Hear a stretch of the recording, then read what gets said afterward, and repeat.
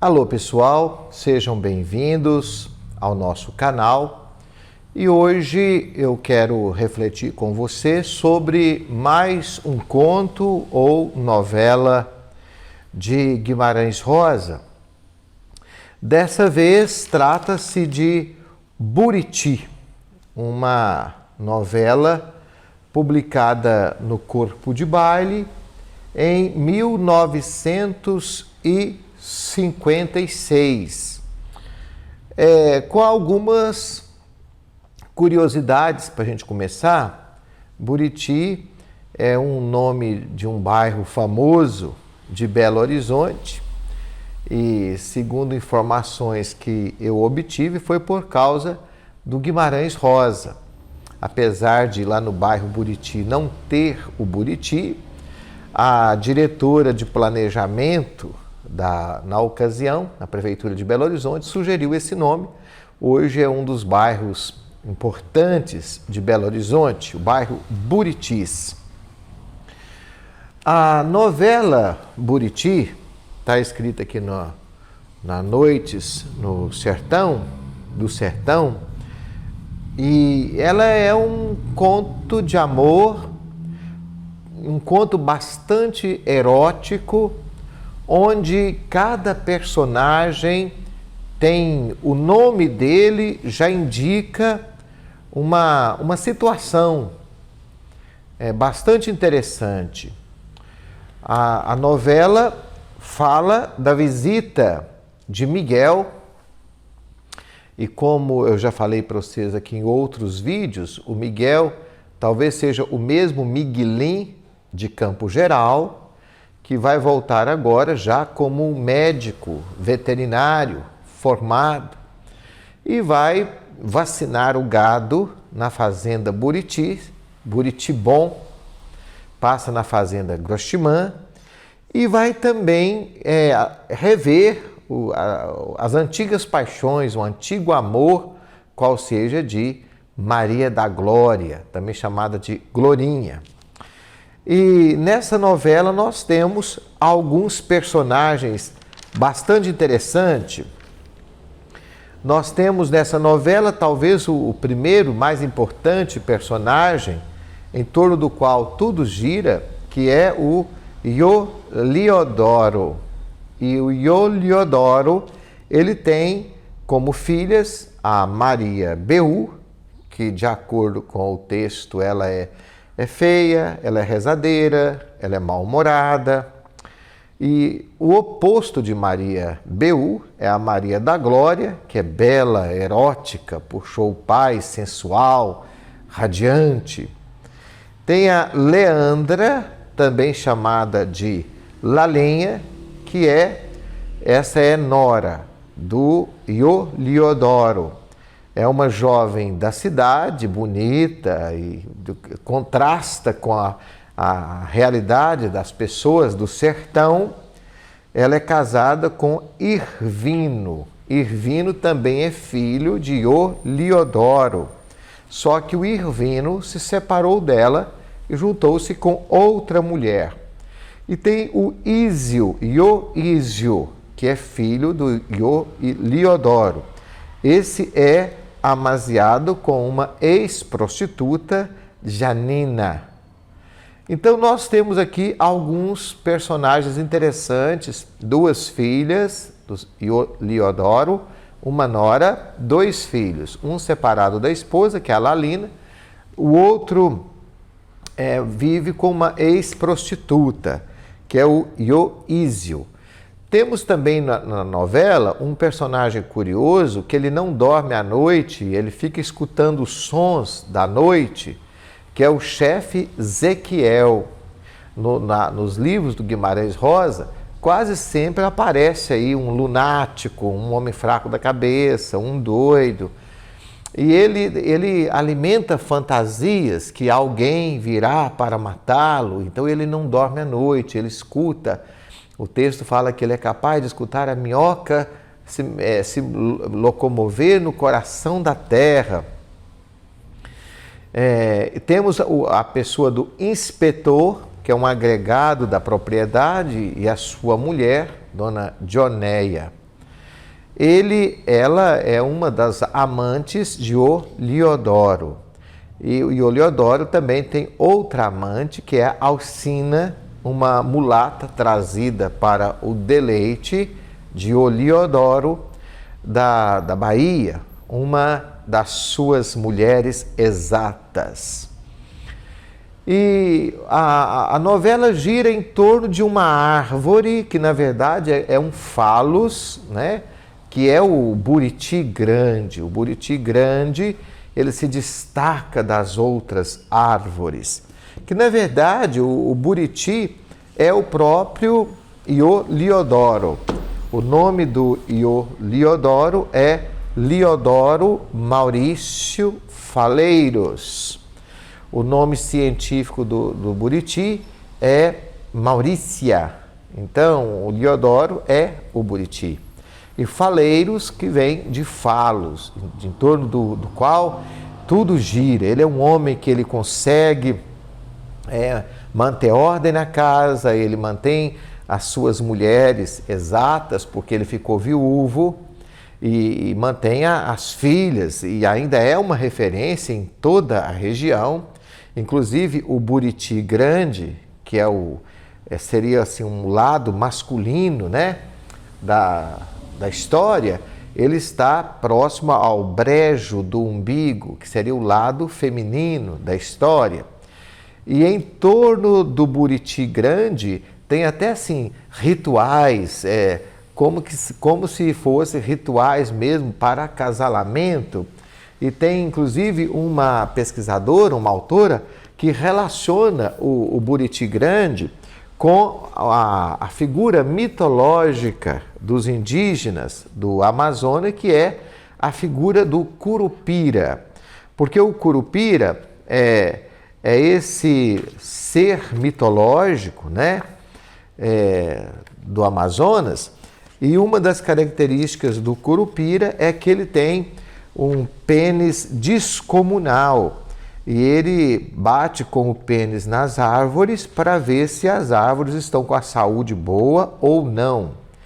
E aqui nesse livro, que é um catálogo, né, chamado Poranduba Amazonense, fala do Curupira. Curupira é esse ser que se destaca, né, pelo tamanho do pênis e por representar essa potência sexual masculina, um ser fantástico, né?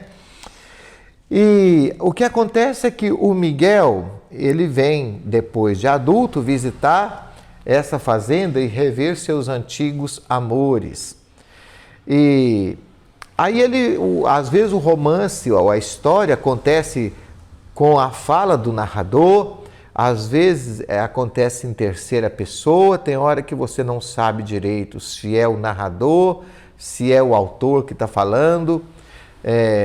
O Miguel, ele recorda a primeira viagem que fez ao Buriti, e ali ele conversa com os caçadores, inclusive é um dos caçadores que vai bater na árvore do Buriti e chamar ela de árvore do Curupira, né? Porque o Curupira é esse ser sensual, vamos dizer assim, que representa a potência masculina, porque ele abate as suas vítimas debaixo nas folhagens das grandes árvores. E ali ele vem conversando e vai lembrando o que acontece quando ele chega lá na fazenda. Então ele vai ver as pessoas e vai falar de cada um dos personagens. O livro é muito bonito, a maneira como ele trata cada um dos personagens. Eu vou pegar aqui só para você ver alguma coisa. Por exemplo, lembra do bater do monjolo. O monjolo, ele parece que é um regulador do tempo. Ele vai batendo como se estivesse regulando o tempo. E é claro que à noite, quando faz silêncio, o som do monjolo ecoa mais longe ainda, para impressionar mais ainda o chefe Zequiel, que é esse lunático. Quando ele fala, por exemplo, de Lalinha, ele vai falar o seguinte: Dona Lalinha é uma linda mulher, tão moça como é possível que o marido a tenha abandonado? Nela não se descobre tristeza. Nela não se descobre tristeza, nem sombra de infelicidade. Parece uma noiva à espera do noivo. Vê-se é pessoa fina, criada e nascida em cidade maior, imagem de princesa. E ele fala que ela é tão bonita que se algum camponês, algum matuto encontrar com ela, é perigoso de ajoelhar, acreditando estar diante de uma visão. O contrário, sobre Maria da Glória, ele fala: Glória tinha o olhar brilhante, sempre sem disfarce do sorriso, como se abre as descidas do rosto, se assinalando, uma onçazinha, assim tirando as feições do pai, acentuados aqueles sulcos que vêm do nariz para os cantos da boca. Ele é apaixonado pela Maria da Glória. E Glorinha, ele imagina chamar ela de Glorinha, mas ele não tem coragem de chamar ela de Glorinha, né? Diante dela ele fica todo pensativo, e às vezes falta assunto, ele vai conversar com ela e fala: olha, o Ioliodoro não permite caça na fazenda dele, é ele que abate as vítimas, né? Então ele não permite caçador. O vizinho dele, que é o Gualberto, o vizinho dele, é impotente sexual. E é interessante que o Buriti Grande está na fazenda do vizinho, mas o vizinho acabou passando quase que de escritura passada o Buriti Grande para o Ioliodoro, né? Porque é o Ioliodoro que tem toda a potência do mundo. E aí ele começa a falar com a Maria da Glória, ele fala sobre que ele gosta de caçar, que na terra dele tinha mutum, que mutum tem uma carne branca, uma carne gostosa.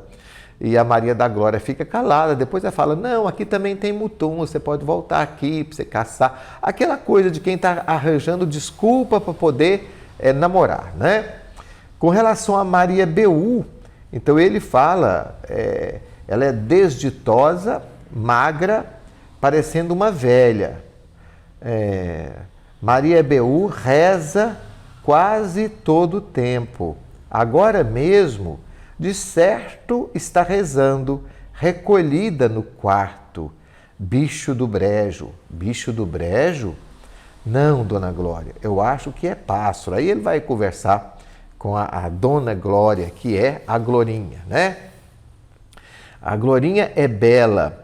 E aí, volta e meia, vem na cabeça dele: mas como que o Irvino conseguiu, depois que a amou, abandonar a Dona Lalinha, que é uma mulher tão maravilhosa, tão bonita?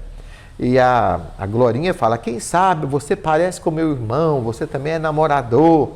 E ele não vai gostar muito daquilo, porque ele quer ver se aproxima da Maria da Glória para ficar com ela, para namorar com ela, né?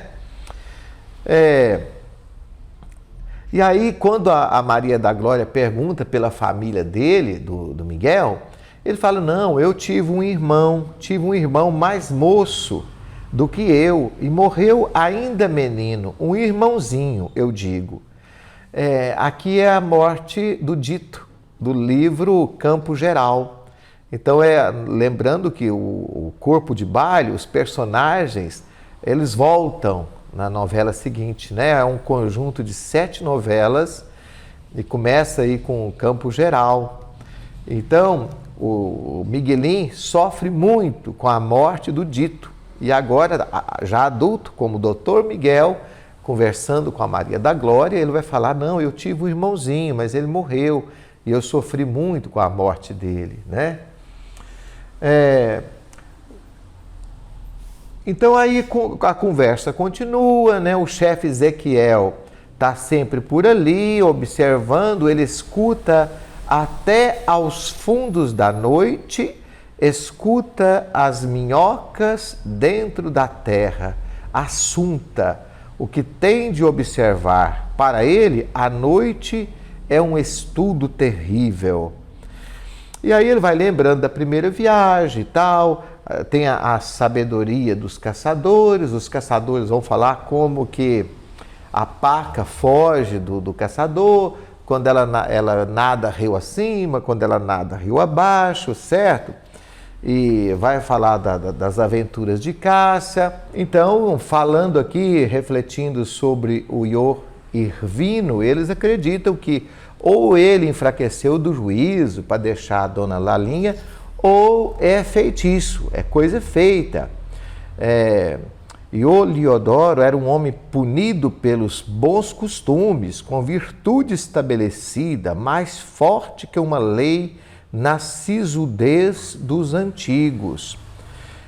O que estranhava, o que o povo às vezes dizia em esconsos, aos cochichos, que era uma invencionice de romance, a saber que o Irvino ele vinha para namorar a Lalinha às escondidas, que provavelmente ele teria matado alguém na cidade. Aqueles boatos, né? Aqueles boatos, aqueles fuxicos que sempre acontecem em qualquer lugar e acontece lá também. Então, aqui a novela vai continuando e tem todos os rituais. O Ior Liodoro, quando ele quer ter os seus encontros de amor, nem chuva vai separar ele, né?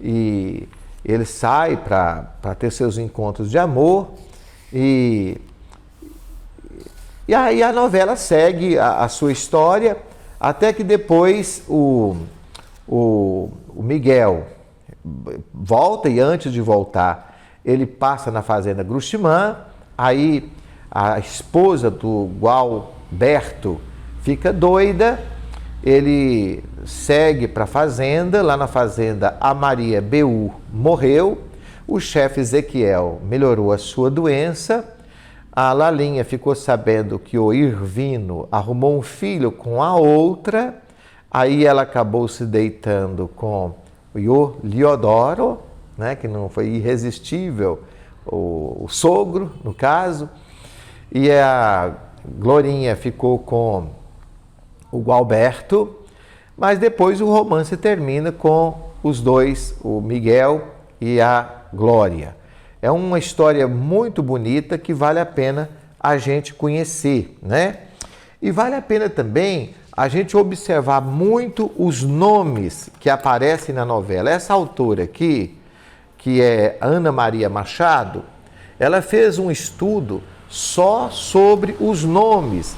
E sobre os nomes que aparecem lá no Buriti, ela tem todo um estudo, certo?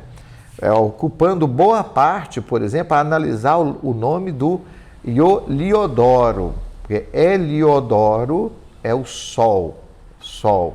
O Sol está no centro, em torno do qual tudo gravita.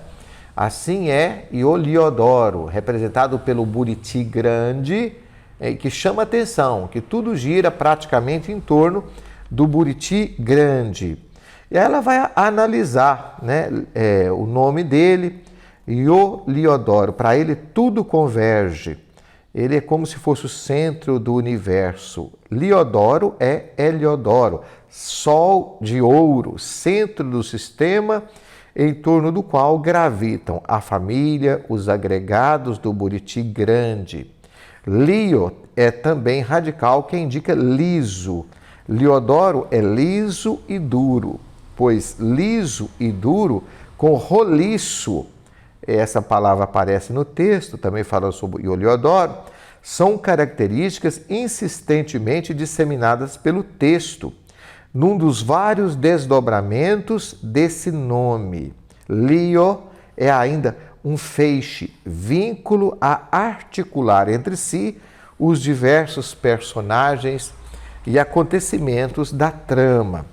Ela vai falar do chefe Ezequiel, que é uma espécie de profeta e que entende os recados da noite, e analisar também os outros personagens. Sobre o Buriti, ela fala que o Buriti é uma espécie de monumento fálico vivo, em torno do qual, inclusive, há uma espécie de ritual, né?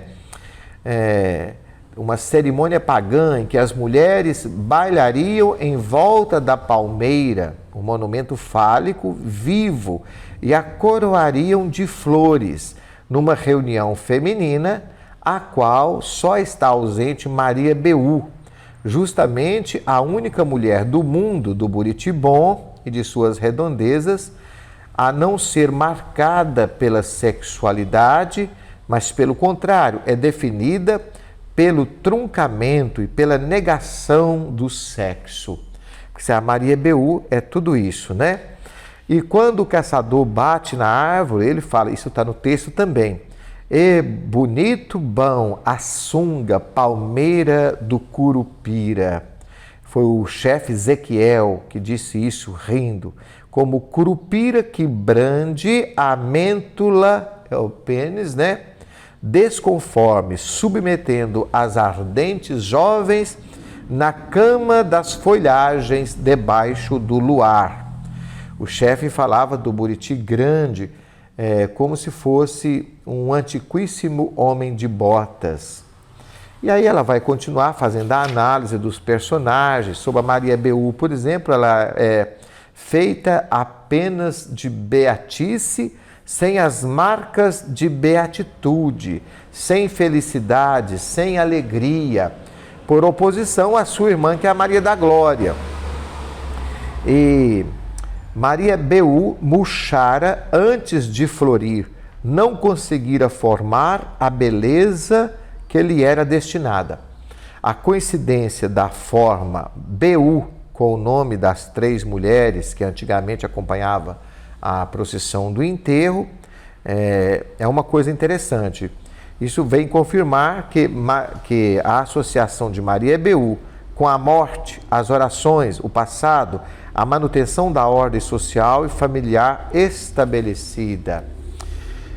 O texto do Guimarães Rosa é sempre um texto que não pode ser lido assim de uma única vez. Ele tem que ser lido, tem que ser observado. Normalmente eu faço assim um tanto de anotações quando eu vou lendo, tentando pegar aquilo que está por trás. Às vezes eu volto numa segunda leitura, porque é muito interessante. Quando ele comentou lá, naquele vídeo que eu comentei, o recado do morro, ele fala o quanto ele era avesso à razão cartesiana. A realidade, para ele, comporta sempre uma dimensão de mistério e uma dimensão mística. Então, cada personagem representa muita coisa. Cada personagem aqui é um tipo humano e é também tradutor de realidades que a gente nem sempre consegue entender num primeiro momento. Então fica aí o convite para que você possa ler, acompanhar, entender, gostar desse, que é, na minha opinião, um dos maiores autores da nossa literatura brasileira, mineiro, aqui de Cordisburgo, perto de nós, vale a pena conhecer. Se você gostou desse vídeo, peço a você que compartilhe com alguém que gosta de estudar ou precisa de estudar literatura, e deixa aqui o seu comentário também, eu agradeço muito. Um grande abraço para você. Fique com Deus.